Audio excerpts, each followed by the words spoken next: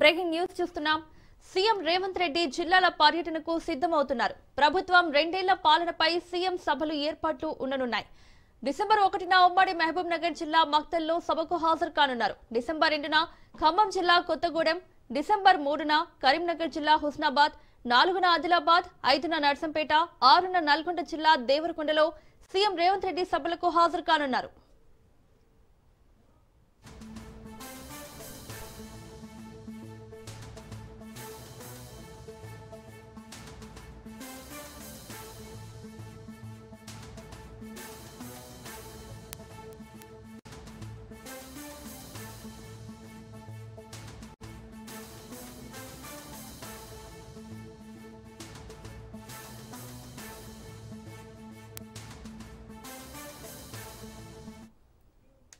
CM Revanth Reddy జిల్లాల పర్యటనకు సిద్ధమవుతున్నారు. ప్రభుత్వం 2 ఏళ్ల పాలనపై సీఎం సభలు ఏర్పాట్లు ఉండనున్నాయి. డిసెంబర్ 1న ఉమ్మడి మహబూబ్ నగర్ జిల్లా మక్తల్లో సభకు హాజరు కానున్నారు. 2న ఖమ్మం జిల్లా కొత్తగూడెం, 3న కరీంనగర్ జిల్లా హుస్నాబాద్, 4న ఆదిలాబాద్, 5న నర్సంపేట, 6న నల్గొండ జిల్లా దేవరకొండలో సీఎం రేవంత్ రెడ్డి సభలకు హాజరు కానున్నారు.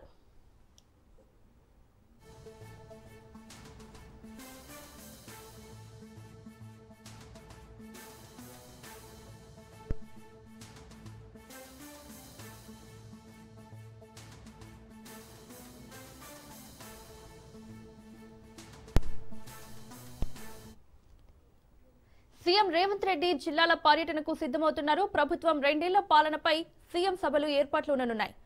ఇక ఇదే అంశానికి సంబంధించి మరిన్ని అప్డేట్స్ మా ప్రతినిధి సునీల్ లైవ్ లో అందిస్తారు. సునీల్, సీఎం రేవంత్ రెడ్డి జిల్లాల పర్యటనకు సిద్ధమవుతున్నట్లు తెలుస్తోంది. డీటెయిల్స్ ఏంటి? ముఖ్యమంత్రి రేవంత్ రెడ్డి డిసెంబర్ 1 నుంచి డిసెంబర్ 6 వరకు జిల్లాల పర్యటనకు శ్రీకారం చుట్టినట్టు కూడా సమాచారం తెలుస్తుంది. ఎందుకంటే ముఖ్యంగా ఇప్పటికే గ్రామ పంచాయతీ ఎన్నికలకు సంబంధించినటువంటి నోటిఫికేషన్ విడుదల కావడం, ఆ తర్వాత జిల్లాలో బీసీలకు సంబంధించినటువంటి రిజర్వేషన్ల అంశంలో మళ్ళీ వెనక్కిపోవడంతో కొంత గ్రామ పంచాయతీ ఎన్నికల్లో ఇబ్బందులు తలెత్తే అవకాశం ఉన్నట్టు పెద్ద ఎత్తున ప్రచారం జరగడంతో దీన్ని కవర్ చేసేందుకు రాష్ట్ర ముఖ్యమంత్రి రేవంత్ రెడ్డి డిసెంబర్ 1 నుంచి డిసెంబర్ 6 వరకు మొదటి దశ ఎన్నికల నేపథ్యంలో వివిధ జిల్లాల్లో పర్యటించే అవకాశం ఉంది. ఇందులో ప్రధానంగా మనం చూడొచ్చు, మహబూబ్ నగర్ మక్తల్లో డిసెంబర్ 1వ తేదీ నుంచి సీఎం పర్యటిస్తున్నారు. డిసెంబర్ 1వ తేదీన మక్తల్లో సభలు సమావేశాలు, అంటే గ్రామీణ స్థాయిలో ఇప్పటికే ఎలక్షన్స్ కోడ్ ఉంది కాబట్టి గ్రామీణ స్థాయిలో కాకుండా సీఎం మొత్తం అర్బన్ మున్సిపాలిటీ సంబంధించినటువంటి ఏరియాల్లోనే సభలు సమావేశాలు నిర్వహించాలని, ఎందుకంటే అక్కడ ఎలక్షన్స్ కోడ్ అమల్లో ఉండదు కాబట్టి కేవలం మున్సిపాలిటీకి సంబంధించిన అర్బన్ మున్సిపాలిటీ ఏరియాలలోనే ఈ యొక్క సీఎం సభలు సమావేశాలు నిర్వహించాలని ఇప్పటికే ఒక ప్రణాళిక కూడా సిద్ధం చేస్తున్నట్టు తెలుస్తుంది. ఇందులో భాగంగానే డిసెంబర్ 1వ తేదీన మహబూబ్నగర్ మక్తల్ ప్రాంతంలో సీఎం పర్యటన ఉంటుంది.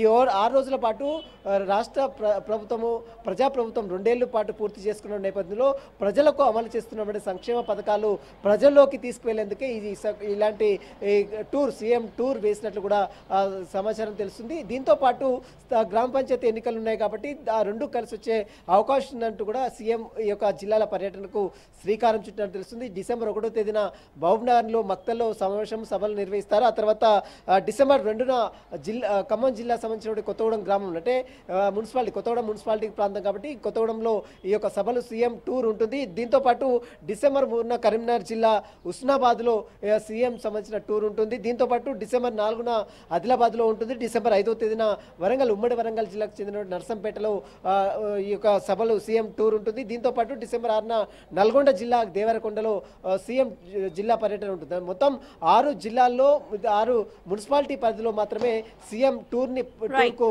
పక్కా ప్లాన్ వేసింది. దీంతో గ్రామీణ స్థాయిలో ఉన్నటువంటి అందరినీ కూడా మొబిలైజ్ చేసి అక్కడ సమావేశం ఏర్పాటు చేసి సభను నిర్వహించాలని కూడా సీఎం చూస్తున్నట్లు కూడా సమాచారం తెలుస్తుంది. Right Sunil, thank you.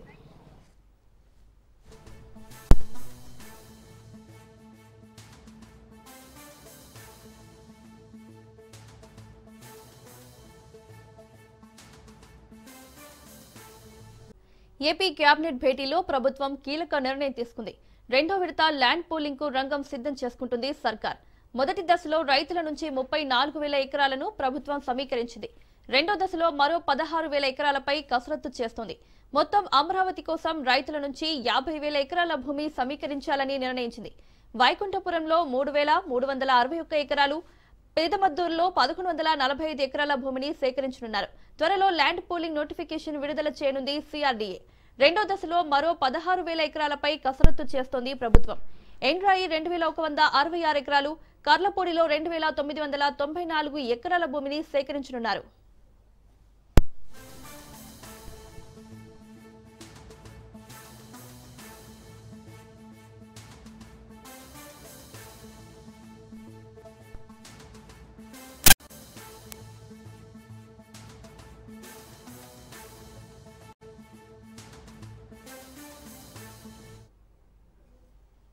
AP cabinet భేటీలో ప్రభుత్వం కీలక నిర్ణయం తీసుకుంది. రెండో విడత ల్యాండ్ పూలింగ్ కు రంగం సిద్ధం చేసుకుంటోంది సర్కార్.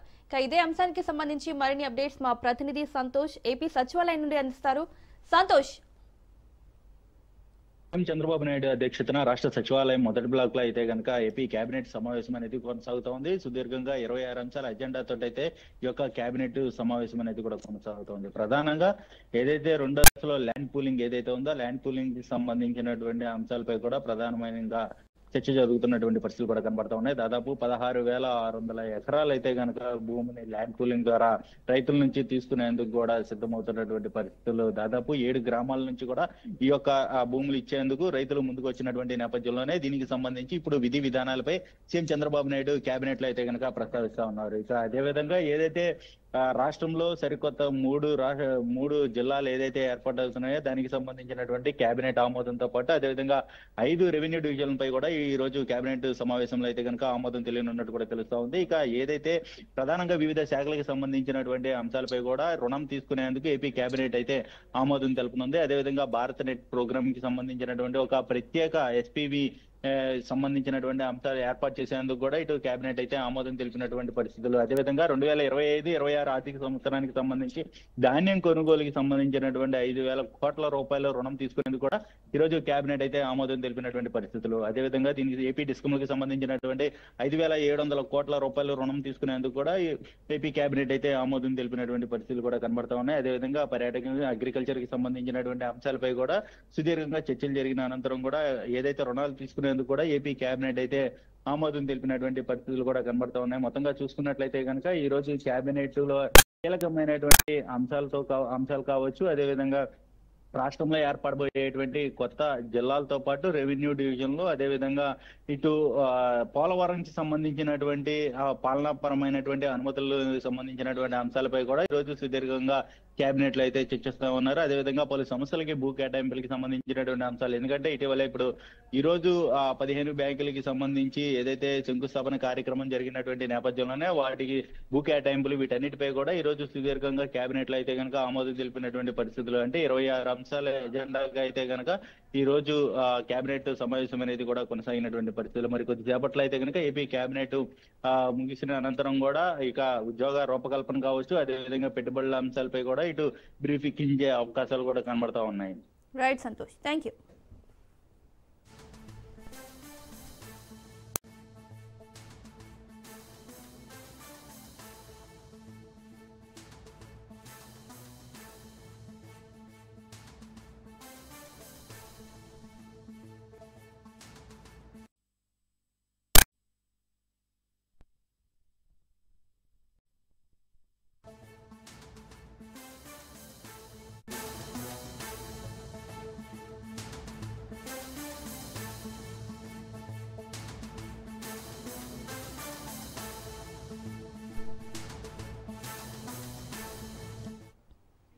బ్రేకింగ్ న్యూస్ చూస్తున్నాం. ఏపీ మంత్రి గుమ్మడి సంధ్యారాణి కుమారుడు పృథ్వీ చాటింగ్ వైరల్ అవుతోంది. బాధితురాలితో పృథ్వీ అసభ్యకరంగా చాటింగ్ చేసినట్లు తెలుస్తోంది. జీవితాన్ని ఎందుకు ఎంజాయ్ చేయకుండా వేస్ట్ చేసుకుంటున్నామని, నిన్ను ఇష్టపడే వాళ్ళు చాలా మంది ఉన్నారని, పెద్ద పెద్ద పొజిషన్ లో ఉన్నవారు ఇష్టపడుతున్నారంటూ అసభ్యకరంగా చేసిన చాట్ వైరల్ అవుతుంది. మెసేజ్ లో కాదు, మీతో ప్రశాంతంగా మాట్లాడాలంటూ చాట్ చేసినట్లు సమాచారం.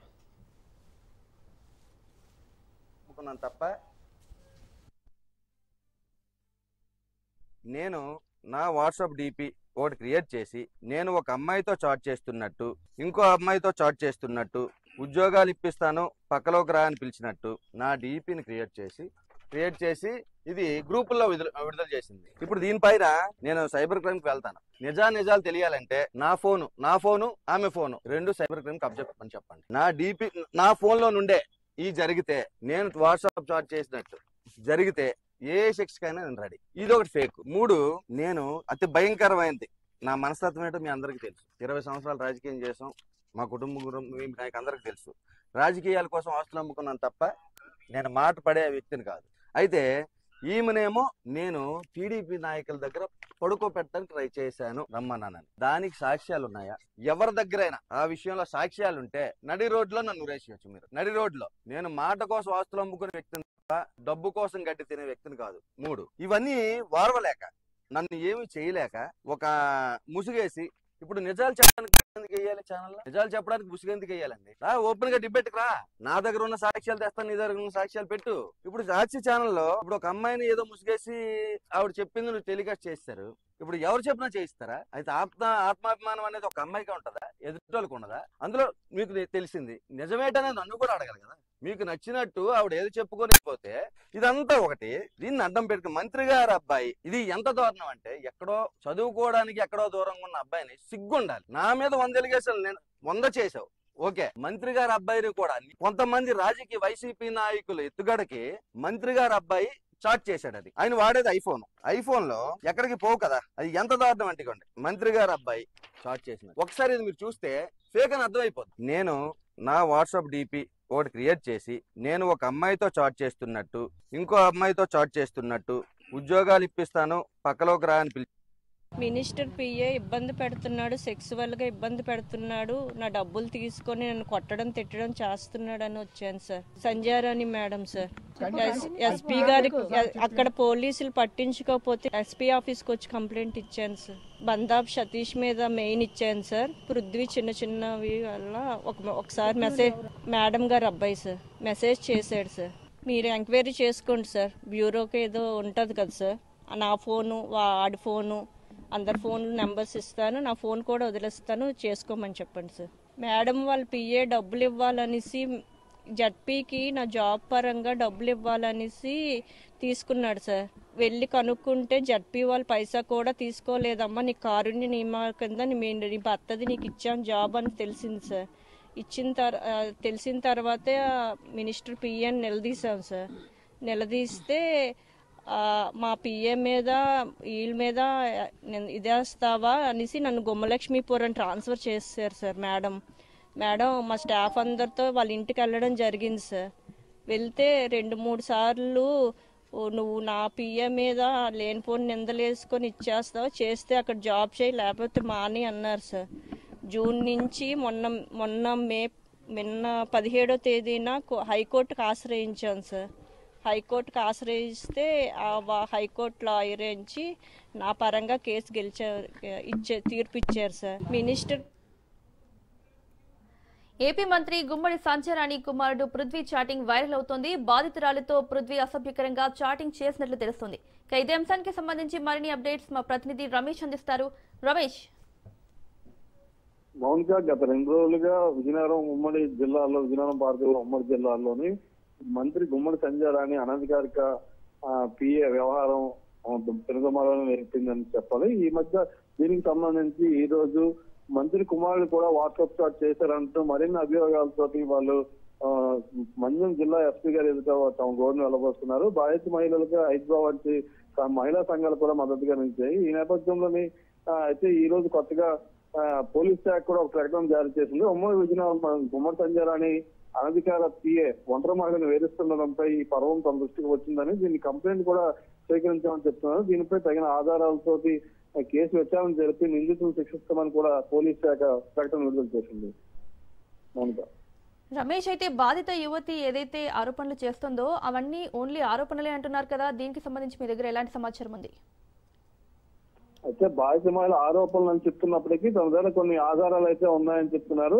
ఈ గతంలోనే ఇదే అంశం మీద కాలేజీ నియామకం మీద అయితే గడిచిన 5 సంవత్సరాల నుంచి వీళ్ళకి పరిచయం అని చెప్తున్నారు. ఈ పరిచయం అని చెప్తున్న గత 5 సంవత్సరంలోనే అయితే గుమ్మడి సంజయరాణి మంత్రిగా లేకపోవడము, అదే విధంగా పీరికి రాజేందర్ కానీ, అదే విధంగా మన వైసీపీ మాజీ ఉప ముఖ్యమంత్రి వాళ్ళ హయాంలో జరిగిన ఇష్యూకి ఈ మంత్రికి ఎలా ముడిపెడతారని చెప్పేసి టీడీపీ కూటమి నేతలు కూడా వాదిస్తున్న సంగతి మనం చూస్తున్నాము. ఈ నేపథ్యంలో పూర్తిగా మంత్రిని రాజకీయంగా ఎదుర్కోవడానికే వైసీపీ వాళ్ళు ఈ వ్యూహాలు పన్నుతున్నారని చెప్పేసి ఇటువంటి ఆరోపణలు చేస్తున్నారని చెప్పి ఈ రోజు బాధితుడే స్వయంగా మీడియా ముందుకు వచ్చి చెప్పిన సందర్భాలు మనం చూస్తున్నాం. Right Ramesh, thank you. CM Revanth Reddy నివాసంలో పార్టీ నిర్మాణంపై సమీక్షా సమావేశం నిర్వహించారు. సీఎం రేవంత్ తో పీసీసీ చీఫ్ భేటీ అయ్యారు. వారంలో పీసీసీ ఎగ్జిక్యూటివ్ సమావేశాన్ని ఏర్పాటు చేయాలని నిర్ణయించారు. ప్రభుత్వం ఏర్పడి 2 ఏళ్లైన సందర్భంగా పార్టీ తరపున చేయాల్సిన కార్యక్రమాలపై చర్చించారు.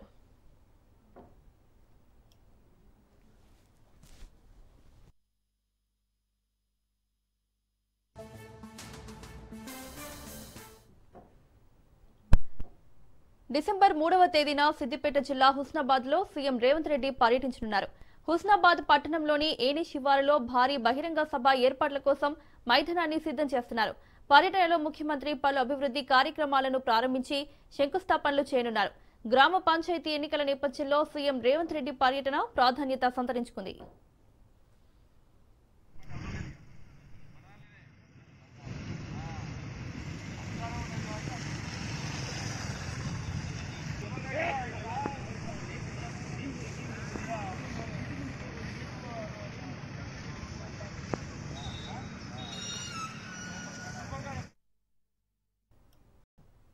బీసీలకు 42% రిజర్వేషన్ అమలు చేయాలని డిమాండ్ చేశారు జాగృతి అధ్యక్షురాలు కవిత.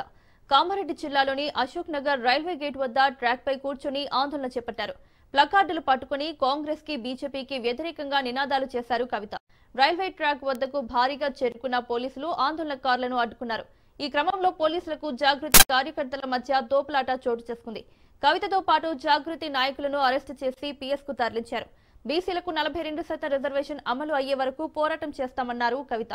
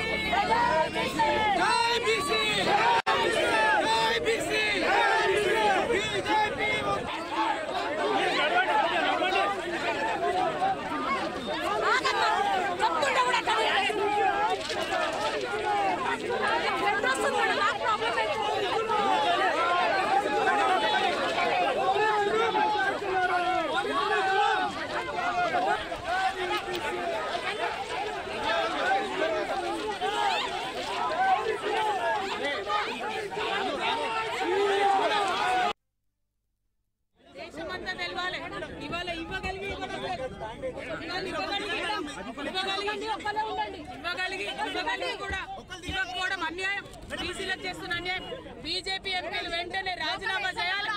రాజీనామా చేస్తే ఊరుకునేది లేదు. ఖచ్చితంగా వాళ్ళు రాజీనామా చేసిన బీసీ బిల్ వస్తుంది. తెలంగాణ బీసీ బిల్ దేశమంతా తెలవాలి. ఇవాళ ఇవ్వగలిగి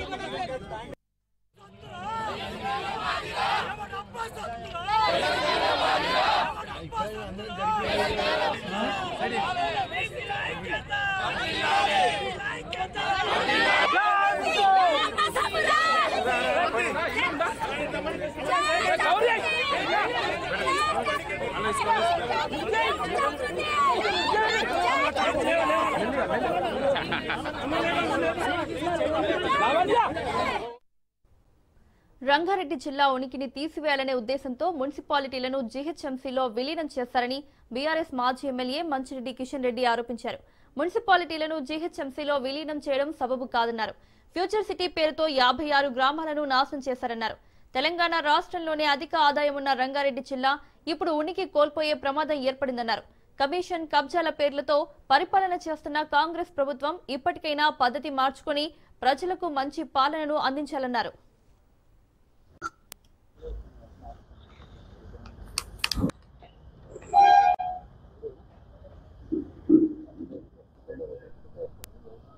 హాట్ టాపిక్ అదేనా? కాంగ్రెస్ ప్రభుత్వం ఏం చేసింది అంటే ఒక హెచ్ఎండిఏని తీసుకురావడం జరిగింది. హెచ్ఎండిఏలో కూడా వాస్తవానికి వచ్చిన నిధులు ఏవైతే పరిధి ఏది అని అంటే హైదరాబాద్ లేదు. హెచ్ఎండి అంటే హైదరాబాద్ చుట్టుపక్కల ఉన్నటువంటి ప్రాంతంలో మేడ్చల్ గానీ రంగారెడ్డి గానీ మరి part of the Vikarabad HMD ఏర్పాటు చేసి అక్కడ నిధులన్నీ కూడా హైదరాబాద్ కి తీసుకుపోవడం జరుగుతూ ఉంది. రంగారెడ్డి జిల్లాకు అమౌంట్ ఎక్కడ కూడా నోచుకున్నటువంటి పరిస్థితి. 15% ఇస్తే మా ఎక్కువ, 85% హెచ్ఎండి నిధులు హైదరాబాద్ కే పోవడం జరుగుతూ ఉంది. నీకు ఇవాళ హైదరాబాద్ మొత్తం కూడా హెచ్ఎండి పరిధిలో డెవలప్మెంట్ అవుతున్నటువంటి సందర్భం. మేము మొదటి నుంచి కూడా ఫైట్ చేస్తా ఉన్నాం. ఏ యొక్క ప్రాంతంలో ఉన్న రెవెన్యూ వస్తుందో ఆ ప్రాంతాలనే ఖర్చు పెట్టాలనేది కూడా చెప్పడం కూడా జరిగింది. కానీ మొత్తం తీసుకుపోయి జిహెచ్ఎంసీలో పెట్టడం జరుగుతూ ఉంది. హెచ్ఎండి పోయింది, మొదలు 12 మున్సిపాలిటీల లోపల జిహెచ్ఎంసీలోకి పోయినట్టు పరిస్థితి. ఇవాళ మళ్ళీ 27 మున్సిపాలిటీలు మళ్ళీ జిహెచ్ఎంసీలో కలపడం, మళ్ళీ మిగతా ఉన్న భూమిని ఫ్యూచర్ సిటీ కింద మొత్తం 56 గ్రామాలు తీసుకుపోయి కలపడం. మిగిలింది ఏందా రంగారెడ్డి జిల్లా కంటే ఇబ్రాహీంపట్నంలో 15 గ్రామాలు.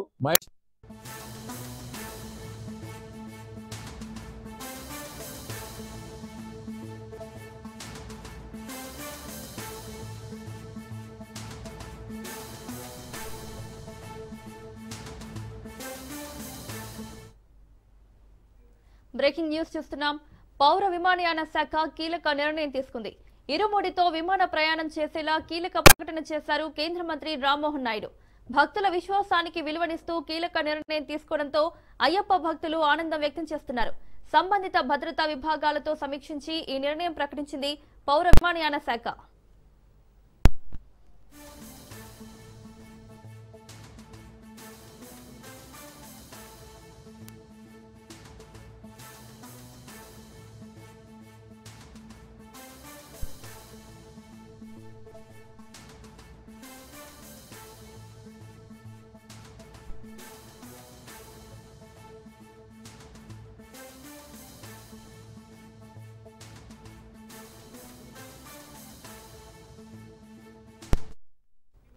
పౌర విమానయాన శాఖ కీలక నిర్ణయం తీసుకుంది. ఇరుముడితో విమాన ప్రయాణం చేసేలా కీలక ప్రకటన చేశారు కేంద్ర మంత్రి రామ్మోహన్ నాయుడు. భక్తుల విశ్వాసానికి విలువనిస్తూ కీలక నిర్ణయం తీసుకోవడంతో అయ్యప్ప భక్తులు ఆనందం వ్యక్తం చేస్తున్నారు. సంబంధిత భద్రతా విభాగాలతో సమీక్షించి ఈ నిర్ణయం ప్రకటించింది పౌర విమానయాన శాఖ.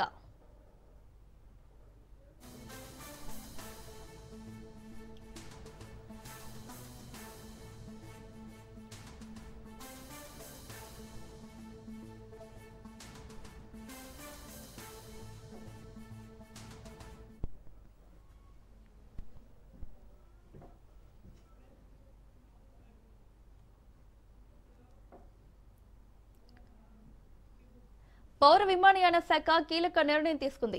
ఇరుముడితో విమాన ప్రయాణం చేసేలా కీలక ప్రకటన చేశారు కేంద్ర మంత్రి రామ్మోహన్ నాయుడు. ఇదే అంశానికి సంబంధించి మరిన్ని అప్డేట్స్ మా crime bureau chief Madhu live లో అందిస్తారు. మధు, చూసుకుంటే ఇరుముడితో విమానం ఎక్కాలి అనుకుంటే అనుమతి ఉండేది కాదు. ఒకవేళ అనుమతి ఇవ్వాలి అనుకున్నా కానీ 1,00,000 ప్రశ్నలు అలా ఇలా ఇలా ఏంటంటే ఆ ప్రశ్నలన్నీ కూడా అడిగేవారు. సో అందుకోసం అనేసి అయ్యప్ప భక్తులు అందరూ కూడా ఇరుముడితో విమానం ఎక్కి వెళ్ళాలి అనుకునేటటువంటి ఆలోచన పూర్తిగా కూడా పక్కన పెట్టారు. అంటే భారతదేశంలో ఉన్నటువంటి నలుమూలలో ఉన్నటువంటి భక్తులందరూ కూడా ఈ భక్తి శ్రద్ధలతో వచ్చేసి ఇరుముడి కడుతూ ఉంటారు, అయ్యప్ప మాల వేస్తూ ఉంటారు. కానీ శబరిమలకి వెళ్ళాలనుకుంటే మాత్రం దూరం అంటే లాంగ్ డిస్టెన్స్ ఉన్నటువంటి వారు ఎవరైతే ఉన్నారో వాళ్ళందరికీ ఇంకా బై రోడ్ ఆర్ ట్రైన్ లేకపోతే సొంతంగా వెహికల్లో లేకపోతే బస్సులో వెళ్ళండి, ఇది మాత్రమే ఛాన్సెస్ ఉండేది. కానీ ఇప్పుడు వీటన్నిటినీ కూడా అంటే పరిస్థితులు అన్నింటినీ కూడా పరిశీలించిన తర్వాత పౌర విమానయాన శాఖ ఒక కీలకమైనటువంటి ప్రకటనే చేసింది. నిజంగా హ్యాట్స్ ఆఫ్ అయితే చెప్పాలి. రామ్మోహన్ నాయుడు చేసినటువంటి ప్రకటనతో హమ్మయ్య భక్తులు కూడా కాస్త రిలీఫ్గా ఫీల్ అవుతున్నారు.